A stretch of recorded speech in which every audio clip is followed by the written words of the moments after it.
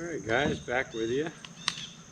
And just rake some of this stuff back. I went a couple weeks ago and pulled out a lot of this by hand, and I'll tell you what, I've never seen anything like this stuff before. It's fairly new to me, but look at the root system on this grass. The reason I'm pulling it up is because I just don't want to do battle with it and compete with it when we go to plant. As much as I appreciate it in the yard, I don't really appreciate it being here in the raised beds. If anybody's got any input on that, I'm all ears. But any experience I've had in the past with grasses and other things in your gardens, your vegetable gardens, is you do a lot of battle with it if you don't start off with it under control. And I don't want the competition, and I don't really want to fight with it. So I figured the best way to do this was take the dirt rake and get it down as low as I could to try and get this stuff right by the roots. And you could hear it breaking off in there. Get it yanked out. So I'm starting with a good fresh bed, and then we'll put the compost in there. And then we'll put this mulch back on top and allow it to continue to break down and be part of the process. So I'm going to be working on that here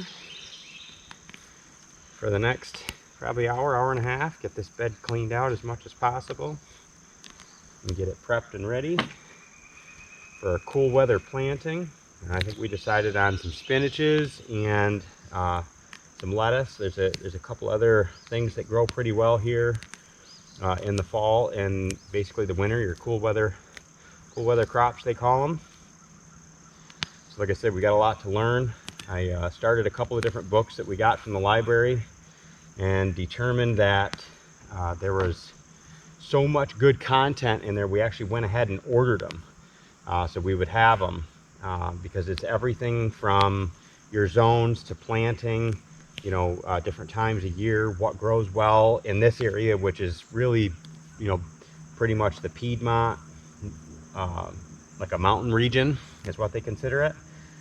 We're Zone B, right on the cusp of Zone A, but we're going to call it Zone B just to be safe. And the growing times and planting times are just a little bit different because we are in the mountains. And we do have a little bit cooler nights, and sometimes our frosts can be a little bit more intense in the spring. Like this spring was obviously our first one here. We had a couple of days in the mid-teens. I remember we had one overnight that was down to 17 degrees. Now, I tell people it kind of bounces off that temperature because it takes all night to get down there, hits it early morning, and then back up midday. I think the lowest highs that we had were in the low to mid 40s, and we had just a handful of those this last year. So obviously the winters are just so much less intense than what we're used to. It's really a paradigm shift for us because normally this time of year we're looking at fall colors, much cooler days, and of course the nights are a lot cooler, down into the upper 30s. We've got some family up north that are experiencing upper 30s already, and in some cases where we're from, you'll get your first frost by the end of September. So that means the majority of your gardening is done at that point, and you're putting up all your remainder of vegetables and whatever, and cleaning up and doing your fall yard cleanup and kind of hunkering down, getting ready for the cold weather. Down here, this next week is predicted to be in the low to mid 90s and upper 80s for the next 7 to 8 days. So we've got like a second blast of summer coming before it dips down into more fall temps. So just absolutely awesome. But stick with me. I'm going to show you the progress as we go here, and when we get ready to plant here later, either this afternoon or sometime this week, I'll have the progress on that. We're going to show the steps in our success of the no-till planting and no-till garden method. Hey guys, back with you. So you can see I've got this pretty well cleaned out. You can see how dark this is and rich it is, and it's starting to break down nice.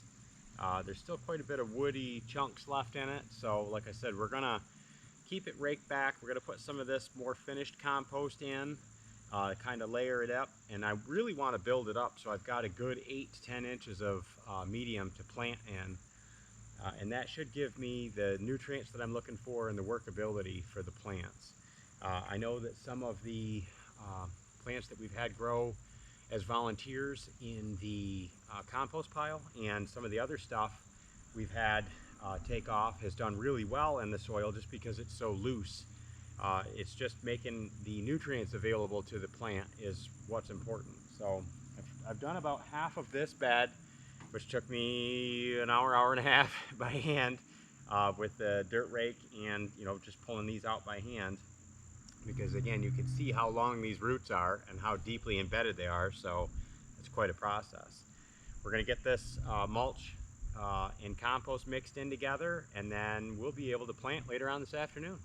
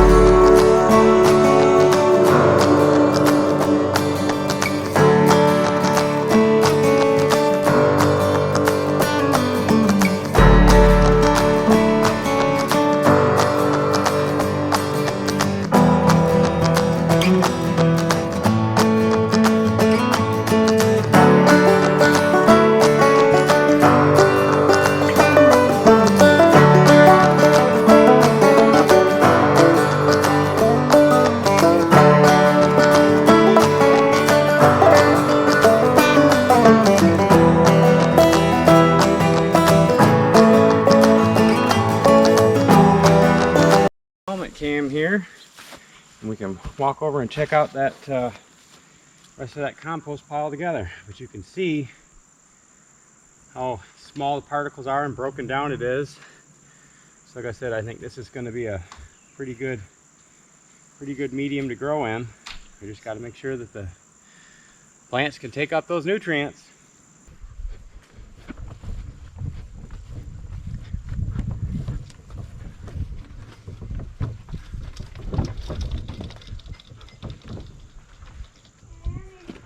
So of course Dom, the youngest, comes out and says, "Dad, you need to make a video about, see if your subscribers wants to see this new kitty we found." So of course, here's Dom looking at the baby kitty. And there's a big black bee. Disgusting. Yeah, you gotta point to your kitty, Dom. Little kitty. Yeah, you don't need to hold her. Yeah, they're trying to. And now it's nice because trying to nurse her back to health.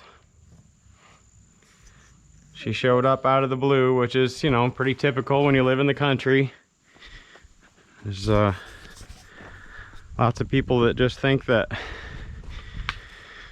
because you have property or a farm that, you know, you'll take care of their problems. They're your responsibility. So they leave animals.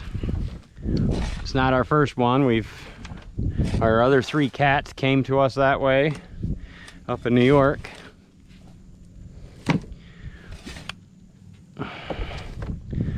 So you can see how dark this pile is getting towards the bottom, and it's not just because it's wet, it's because it's broken down and turning into good usable material.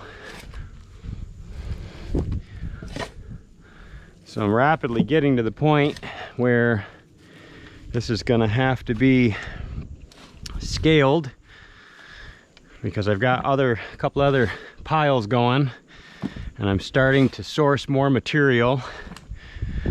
Talked with a friend yesterday that has sheep. We got some of their manure earlier this year and it did wonders for us. So they're going to start saving all their manure for us out of the barn. We're going to trade services, because I told them I can help with firewood, and he was ecstatic because most people really don't enjoy doing firewood. It's a lot of work. They typically don't have, you know, equipment that makes it fun. And you know, when I tell people what I've got my hands on as far as the splitter and chainsaws and everything else, it's like, wow, really? So of course I'm happy to help. This falls in with everything we've been talking about on other videos, and you know, all the stuff that we wanted to accomplish coming down here. Here's my pile. You know, we wanted to build friendships and create a whole new family down here, which is what we've done. We're starting to, you know, we met a lot of people right from the get-go, and now we are developing those relationships and sinking them in deeper, for sure, driving depth in the relationship. And again, rising tide raises all ships. So if we work together and continue to push forward together, we can succeed in this new economy, new world that we're headed into. So we're just gonna throw this in there, build it up good. Like I said, I want to have a good 8 to 10 inches or better to plant in, because yeah, the lettuces and stuff like that, they don't require as much depth of soil. But you know, what we're going to be planting next, you know, in the spring, will want more, and we've got it, so might as well put it down.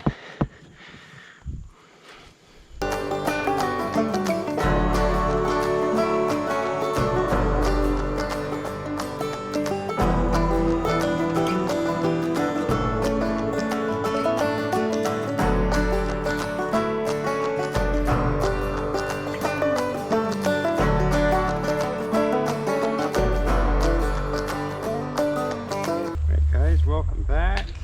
Got lots of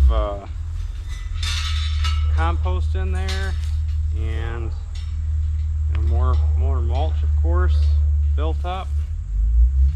Now we're going to put these pea fences back in.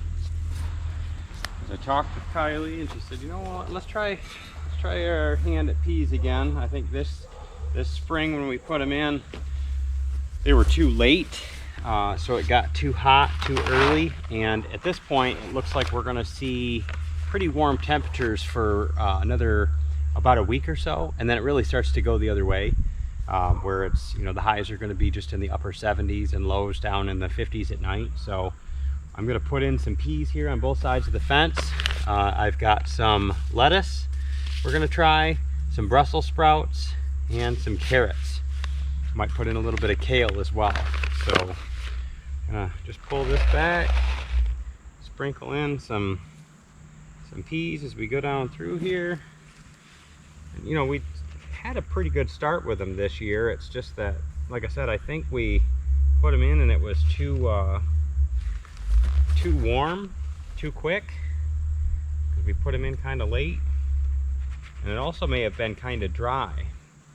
You know, up north, when we did peas, it was early spring because they kind of like the cold, and our springs were quite wet. So that's one thing that we didn't see as much of here.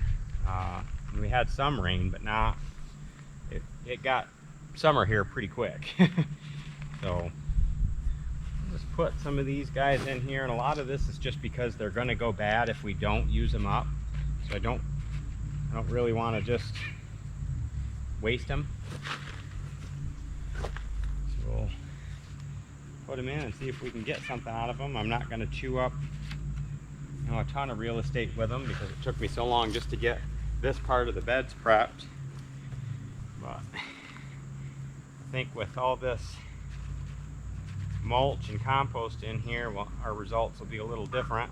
Plus the fact that we're going to be a little bit more aggressive with the watering if we if we need to, because that's one thing that you just don't really remember sometimes. You get going with life and then you realize, holy cow, it's been, you know, 5 or 6 days or better since it's rained and super hot and dry, and next thing you know your plants are really struggling and you know, not doing well. So that was definitely a shortcoming of mine this year, is I didn't pay enough attention to that. So I'm gonna put these in, put the rest of this stuff in here pretty quick, and then we're going to water it. I'm gonna soak the ground pretty good, give it a good chance to do its thing. I think the Brussels sprouts will probably do well over here as well. There's really no competition as far as nutrients are concerned, because the beds are so big and deep.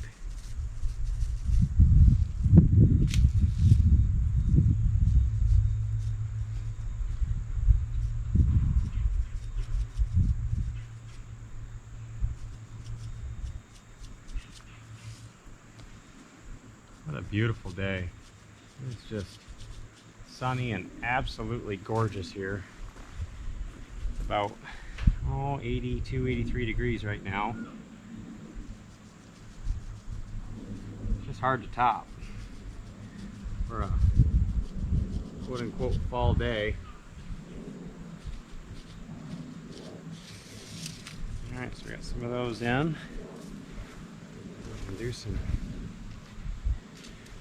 carrots here. Put the carrots down here. Kind of level it out a little bit.